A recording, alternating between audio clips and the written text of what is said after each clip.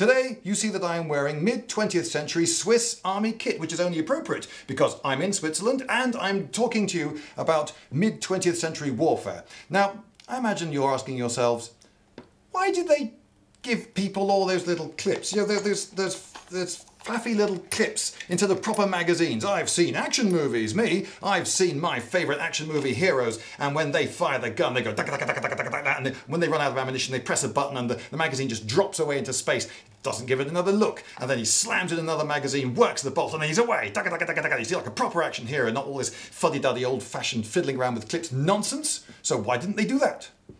Well, several reasons. One of them is weight. If you're using Lee Enfield, you would have this sort of magazine, and you can get 10 rounds in it. And if you weigh one of these with 10 rounds in it, you'll find that it weighs about 1.5 times as much as if you just had the 10 rounds. So if you carry everything in magazines, you're not carrying as many rounds, because you'd have half as many again if you had them all in clips. So you don't want to burden your soldiers with more weight than is necessary, so lots of magazines means lots of weight. Okay, so that's one reason. Another one is volume. You see, in this pouch here, I've got 2 clips of 12 rounds for the K31, which is this Swiss rifle of the World War II era. But in this pouch here, I can only fit 1 magazine, which is carrying 6 rounds. So it's got half as many rounds in it. So volume and weight, those are 2 excellent reasons. Another one is cost, because these little clips, you see that this is a Mauser clip that would have 5 rounds on it, and this is a Lee Enfield clip, again 5 rounds. These are just a single piece of cheap metal with a few holes put in it to make it lighter. And yes, you don't mind leaving one of these on the parade ground, on the firing range, or on the battlefield. You won't get into a huge amount of trouble if you don't come back with your full load of clips at the end of the day. But your sergeant major will put you on lots of extra guard duty if you start throwing these around the countryside and leaving them there. These, you see, are expensive. This had to be made very precisely so it fitted your weapon and would feed the rounds into the gun cleanly and reliably, time after time. So they couldn't be made as cheap disposable items. They had to be made well, which of course is one of the reasons that they're quite heavy. Which then leads to the next problem, because if it's expensive, then it's not disposable, which means that you have to hang on to it. So there's our chap holding the Germans at bay from Switzerland. Go away from Switzerland, you German person. And oh no, I'm out of ammunition.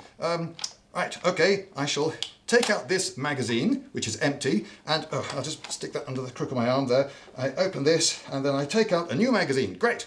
But first I've got to put this one away because I don't want to get into trouble with the Sergeant Major. Okay, great. So I've done that. Now I can load in the new magazine, close the bolt, and now I'm ready for action. So it's cost me vital seconds, you see? And what's more, I'm now carrying around an empty magazine, so that's more weight and effort and fuss, bother and itch. But what if I ran out of ammunition and I just took a clip out instead? Okay, so I take out a clip, stick that in, and then, yep, this is a disposable item. I'm not going to have to stow that. What I should have done is, admittedly, I've shown my incompetence here. I've only actually used this rifle twice before in my life, so I'm going to be very forgiving of myself. But there you go, and I've even managed to clear the jam. You see, that's how good I am. Even though I'm incompetent at using this weapon, I can clear a jam. Okay, and then I can fire the weapon and we're in business again. I didn't have to stow the magazine, I didn't have to waste any time, I didn't have to waste any money. So that's why in the World War II era soldiers were issued with clips, not magazines. But wait a minute, today the equation's a bit different, isn't it? I mean, we've got much cheaper magazines, they're injection molded in plastic and so forth, and they've got far more rounds in them, so if people are using ammunition at roughly the same rate, and I know they're not, but just imagine for the sake of argument that they are, then the equation's different. So why didn't they think of that before? Why didn't they just give soldiers much bigger magazines? They wouldn't have to reload so often. And surely a bigger magazine wouldn't cost all that much more. Well, they did, actually. This is the 1888 pattern Swiss rifle.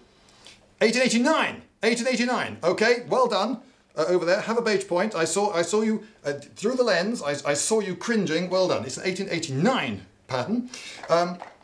And this has got a 12 round magazine, which as you can see is much longer. It sticks proud at the bottom of the rifle. It's got a thick rib of steel all the way around the bottom, which was needed to keep it strong enough for use in service, because you know what soldiers are like, soldiers break things. So there you are at the parapet, and it gets in the way. You're trying to aim at it, and when you're trying to grip this, it's digging into, see where the groove is, where I'm supposed to hold it here? It's digging into the heel of my hand, and if I put it on the edge of a parapet or sandbag or whatever, it's interfering with my aim, and it's just a load of fuss, bother and itch. And they decided, having tried it, they didn't like it, and so they went from the 12 round to the 6 round. They tried it, and they, the experienced people, because you know, how many times have you gone to war with one of these, eh? The people who actually had to go to war with these, they, having tried it, having experienced it, they decided, no, this is not working. We can go over to a 6 round magazine, much better, and that's what they stuck with for a very long time. So there you go. Listen to the people who actually tried it and knew. Not me, I'm just some bloke off YouTube, but you know, the historical actual Swiss. They tried it, didn't like it, so they went back to the 6 round magazine, which as you can see, the trigger guard is much below it, doesn't get in the way, and much better. I'm going now.